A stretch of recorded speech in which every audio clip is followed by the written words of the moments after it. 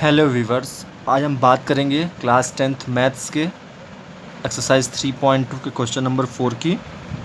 Question है कि निम्न रैखिक समीकरणों के युग्म में से कौन से युग्म संगत या असंगत है। यदि संगत है तो ग्राफी विधि से हल कीजिए। इंग्लिश में, which of the following of linear equations are inconsistent, if consistent obtain the solution graphically.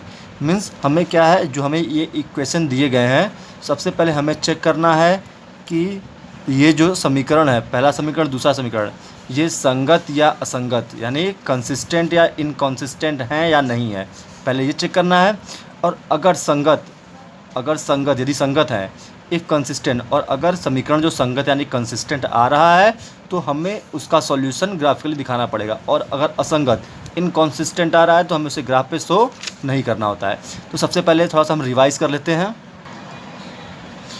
जैसा कि हम जानते हैं कि अगर हमारे इक्वेशन में a1/a2 is not equal to b1/b2, यानी a1/a2 वो b1/b2 के बराबर नहीं होगा, तो मेरा वो कॉन्सिस्टेंट यानी संगत होगा।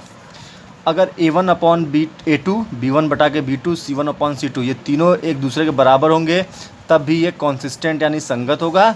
लेकिन अगर a1/a2 और b1/b2 ये दोनों बराबर हैं, लेकिन कांस्टेंट टर्म अचर पद जो है यानी c1/c2 अगर वो है तो वो क्या है, इनकॉन्सिस्टेंट असंगत हैं। तो मुझे दिए गए सवाल में अगर ये परिस्थिति यानी ये सिचुएशन या ये सिचुएशन आ रही है तो मुझे उसे ग्राफ पे शो करना होगा।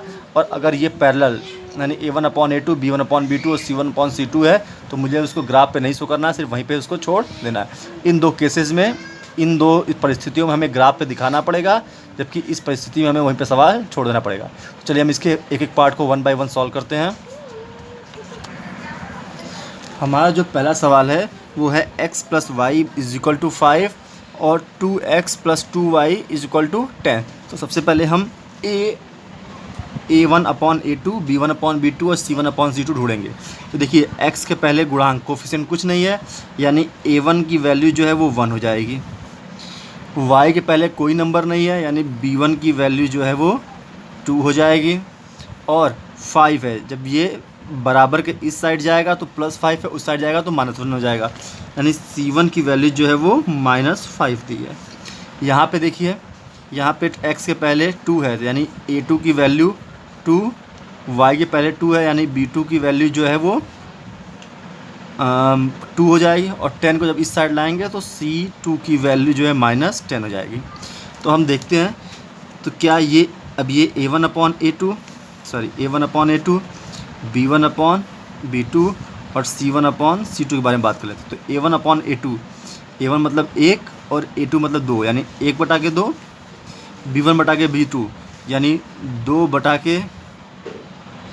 ये b1 की वैल्यू यहाँ पे 1 ही है, ध्यान रखिएगा। y के पहले कोफिशिएंट क्या है, 1 है, यानी b1 की वैल्यू जो है वो 1 ही है। तो ये भी 1/2 हुआ, और ये जो है ये -5/10 है। इसको काटेंगे 1 जा 2 जा, यानी देख रहे हैं ये भी 1/2 आ रहा है, ये भी 1/2 है, यानी ये इक्वल है, और ये भी 1/2 आ रहा है। यानी हम देखें तो ये है a1/a2, ये बराबर है b1/b2 और c1/c2, यानी तीनों परिस्थितियों में बराबर है। यानी क्वेश्चन हमारा क्या है, क्वेश्चन हमारा इस पे बैठ रहा है कि a1/a2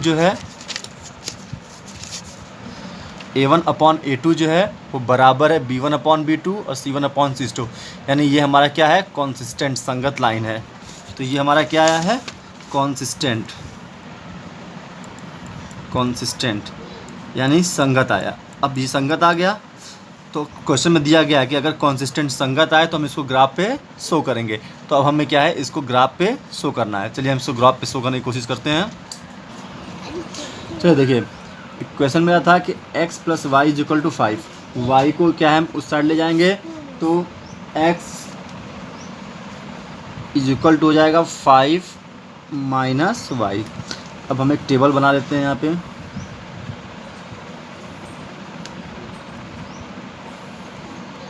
x और y, अगर मैं y की जगह पे क्या अगर 3 रख दूँ, अगर y की जगह पे मैं 3 रख दूँ तो ये क्या आ जाएगा, 5 - y यानी 5 - 3। 3 क्यों है, क्योंकि मैंने y की वैल्यू 3 रखा है।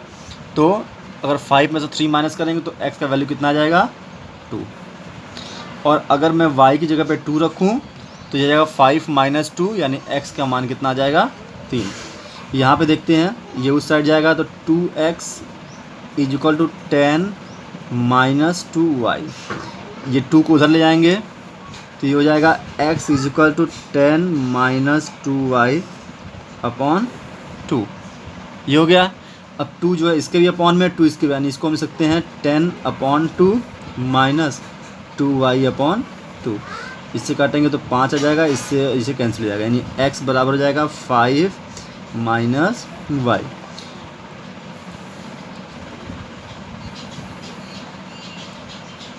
ओके, अब वही सेम चीज़ हम यहाँ पे करेंगे। x और y का, y की जगह पे 3 रखेंगे तो ये भी 2 आ जाएगा, और y के प्लेस पे 2 रखेंगे तो ये 3 आ जाएगा। अब इसको हमें ग्राफ के थ्रू सॉल्व कर लेना है। अब क्या करेंगे, अब ये मैंने ग्राफ खींच लिया है, अब मुझे इसकी वैल्यू क्या है पुट करनी है। ध्यान दीजिए, पहले में क्या है, x का वैल्यू 2 और y की वैल्यू 3 दिया, यानी x इज इक्वल टू यानी ये पॉइंट, और y इज इक्वल टू 3 यानी ये पॉइंट। तो ये पॉइंट और ये पॉइंट अगर हम ये ध्यान से देखें तो ये करीब करीब यहाँ पे इंटरसेक्ट कर रहा है। इसकी वैल्यू आई आपका 2 और 3, और सेकंड जो है वो x की वैल्यू 3 है और y की वैल्यू 2 है, तो x की वैल्यू 3 और y की वैल्यू 2 है, तो वो करीब ये पॉइंट हो गया 3 और 2। अब इसको क्या हम लाइंस के थ्रू मिला लेंगे, इन दोनों पॉइंट को आपस में मिला लेना है। चलिए मिलाते हैं। अब मैंने क्या किया कि एक लाइन खींच के इन दोनों पॉइंट्स को मिला दिया।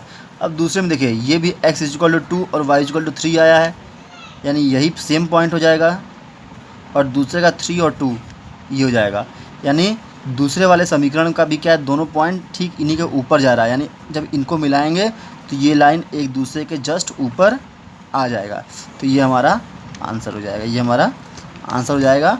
ध्यान रखिएगा,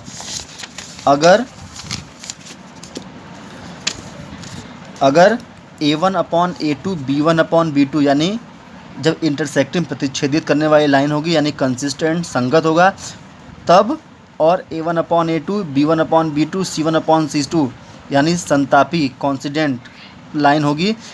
केवल इन दोनों कंडीशन में ही क्या है, आपको ग्राफ खींचना है। जब ये वाली स्थिति होगी कि a1 upon a2 b1 upon b2 वो c1 अपॉन c2 के बराबर नहीं होगा, तब आपको कोई ग्राफ नहीं खींचना है। इन दोनों परिस्थितियों में आपको ग्राफ खींचना है, और इस वाले परिस्थिति में आपको ग्राफ नहीं खींचना है। क्लियरली ध्यान रखिएगा। Thank you.